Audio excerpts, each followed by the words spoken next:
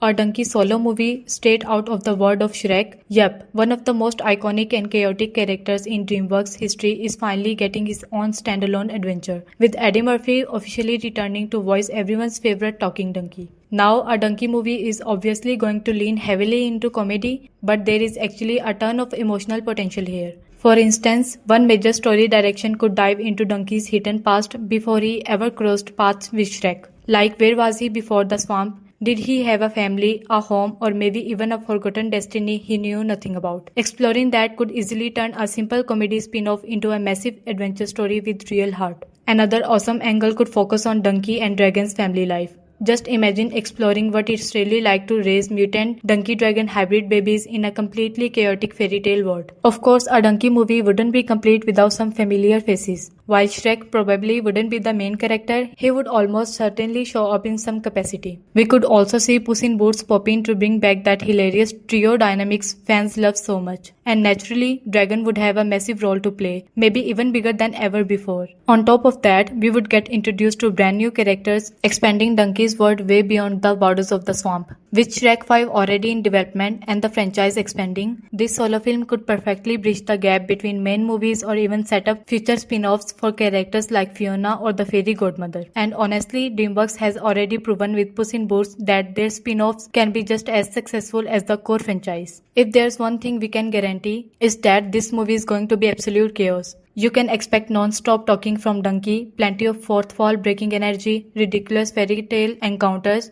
and a perfect blend of high energy comedy and genuine emotional moments. Think of it as the classic Shrek humor we love, but turned all the way up to 100%. So, are you looking forward to the Donkey solo movie?